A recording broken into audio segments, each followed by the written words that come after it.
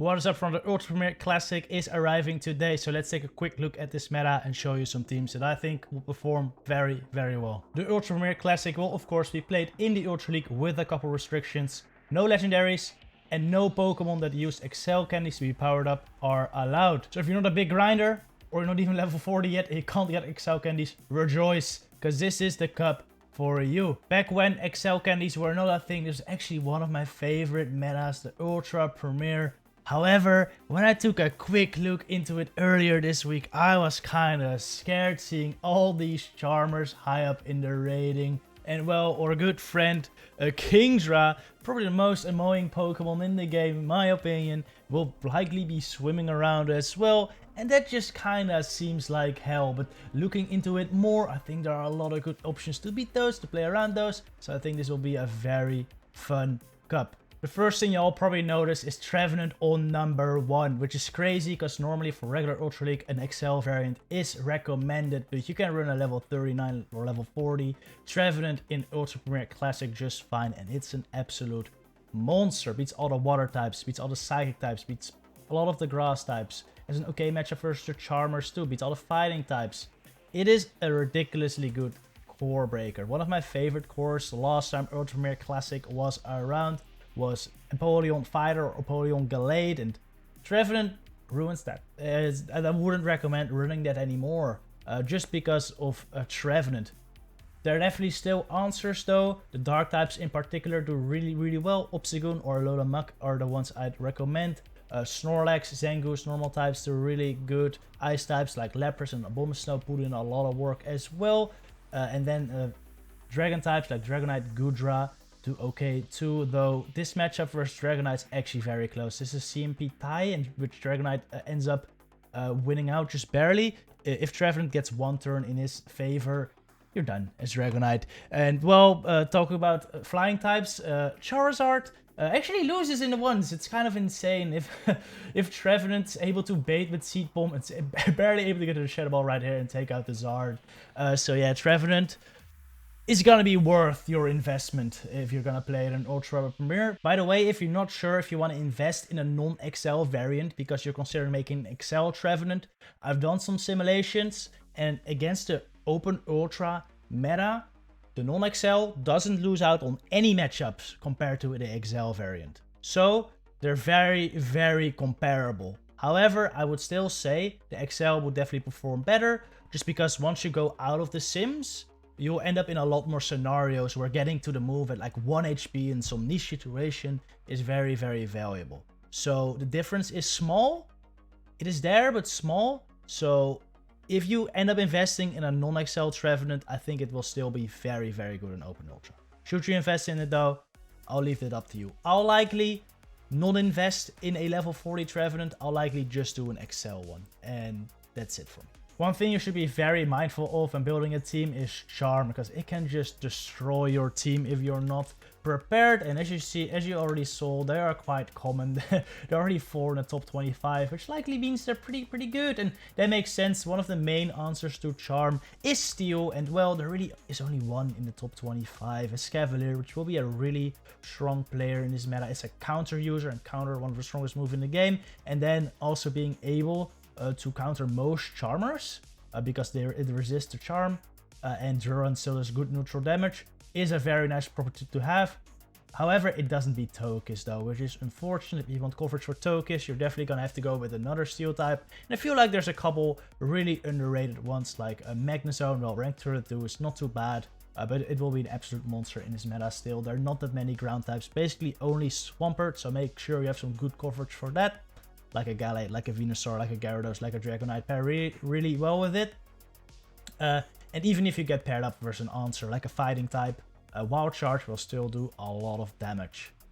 Then also, I feel like Empoleon is quite underrated. One of my favorite Pokemon in the previous Ultra Premier. It makes sense though, it's kind of dropped down a bit, mainly because of Trevenant, because it just hard loses to the #1 Pokemon in the meta. Thing is though, Empoleon does pack a Drill Peck. So, if you can get a Drill Peck on a Trevenant, like in the late game, get some shields down, build up some energy with Empoleon, Drill Peck a Trevenant, that's gonna hurt. So I think it has a lot more play than the Sims make it out to have. Same with Scizor. I mean, rank 9-2 is not the worst, but it is a very good core breaker for Charm plus Trevenant, which I am worried about. I am worried about this Charm plus Trevenant core. I think this will be kind of common because, of course, Trevenant's main weakness are the dark types and well, also the normal types, but like Charmers just beat all the dark types and do fine against most of the normal types as well. So this is kind of a core I'm worried about, and Scizor does beat it amongst some other like solid Pokemon like the poison types, Venusaur. It can also beat dragons, so I think Scizor is gonna have quite a bit of play. Other charm answers are of course fire types, basically just Charizard. I mean, Blaziken is also fire type, but because of fighting typing, of course doesn't do that great versus Fairy. Charizard's really good there. Typhlosion really good there too. I think a Shadow Claw Typhlosion again will be quite nice in this meta too, but Incinerate will be very, very solid as well. And again, these two do quite nice against the Trevenant Charm core as well. However, as we saw earlier, Trevenant can still beat Charizard, and the Charmers, because the fires are generally pretty glassy, the Charmers can just charm through them as well. Other options, of course, the poison types do really well against the Charmers. And Nidoqueen, a level 40 Hundo Nidoqueen. Now this I feel is a bit of a waste of dust because you're really only gonna use it for 2 weeks. If you look at the difference between XL Nidoqueen and level 40 Nidoqueen in Ultra League, it is quite big. So unless you have a lot of dust to waste, I wouldn't recommend making a Nidoqueen just for 2 weeks of Ultra. But if you do, you're not gonna regret it, because in this level 40 meta, it is definitely really, really strong against the Charmers in particular. But having that Poison Fang is still really, really nice. Venusaur is still really solid in this meta, of course. I am a big fan of Alolan Muk. Again, another Trevenant answer. I would run it with Poison Jab, personally, most of the time, but the Snarl, Dark Pulse, Sludge Wave moveset is still very strong.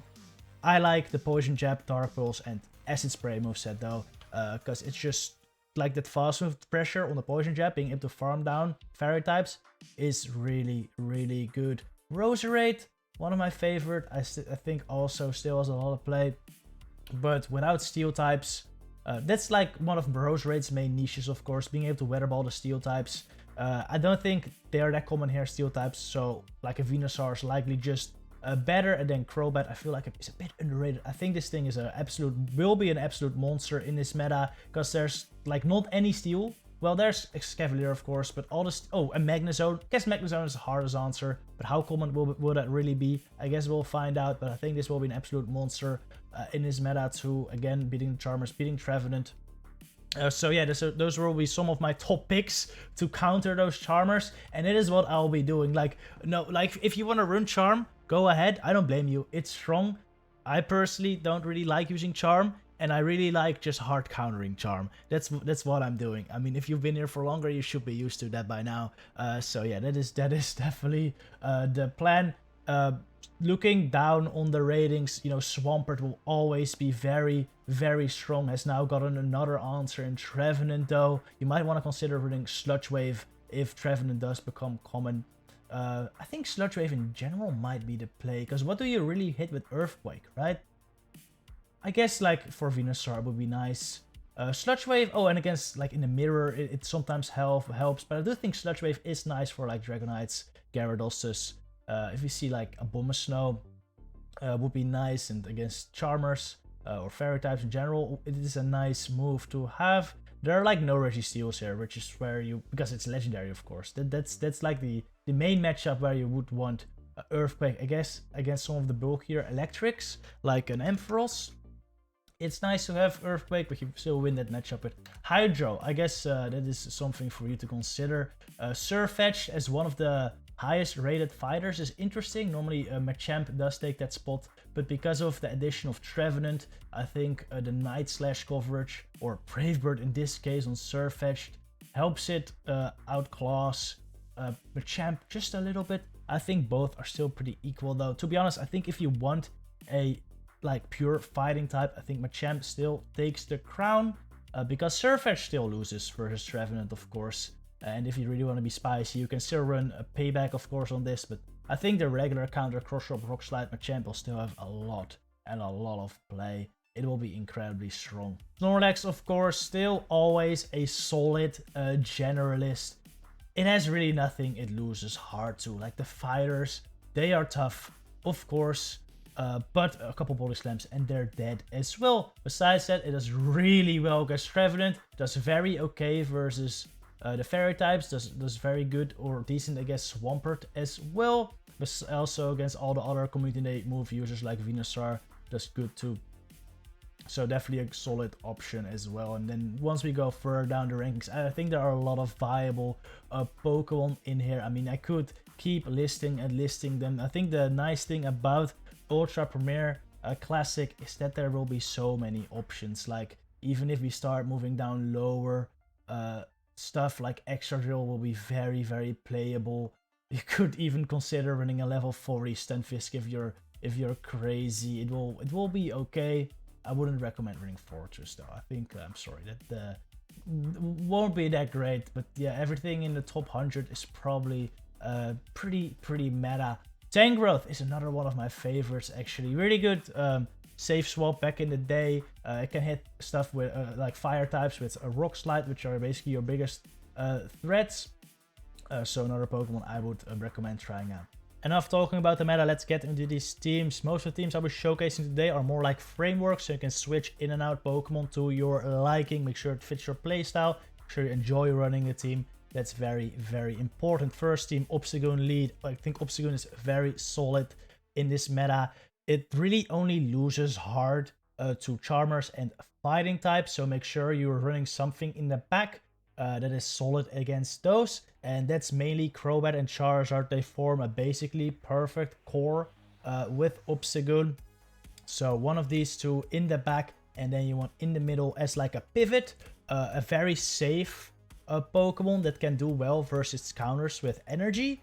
And then also still be good against fairies, or at least decent versus fairies and fighters. So that's Trevenant, Gengar, and Alolan Muk. Even if they get locked into their counters, you know, if Trevenant gets locked in to, let's say, a Charizard, as I showcased earlier, it still has play there. If a Snorlax come in, alright, that's a little bit more difficult, but Snorlax is gonna have to throw energy or it's gonna die to like 3 Seed Bombs.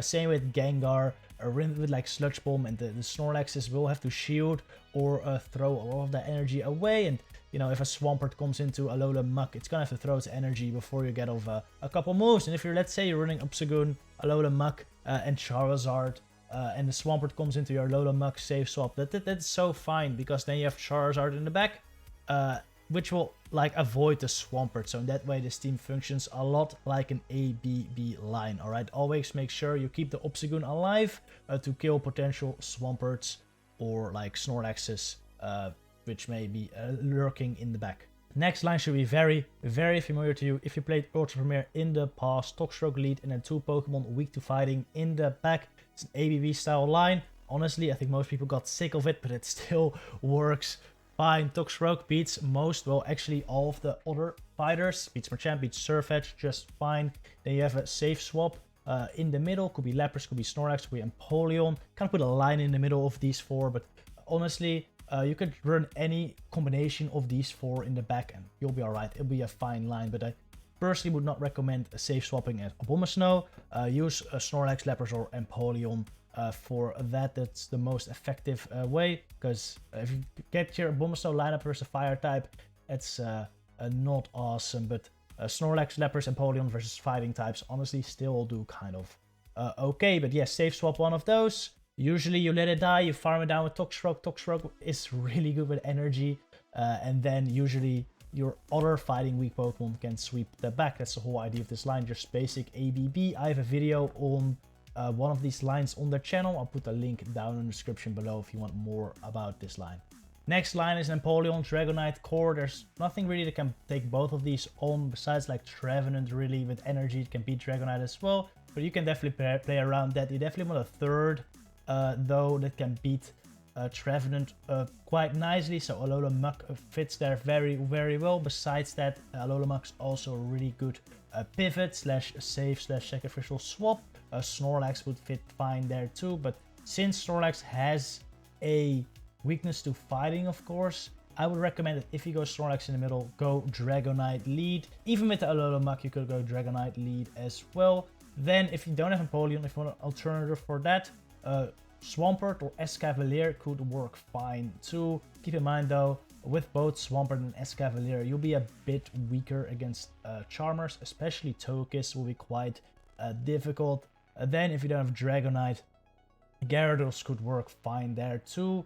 Though if you run Gyarados, you will be a bit weaker against grass types. So in that case, I would go with like an Escav Gyarados core.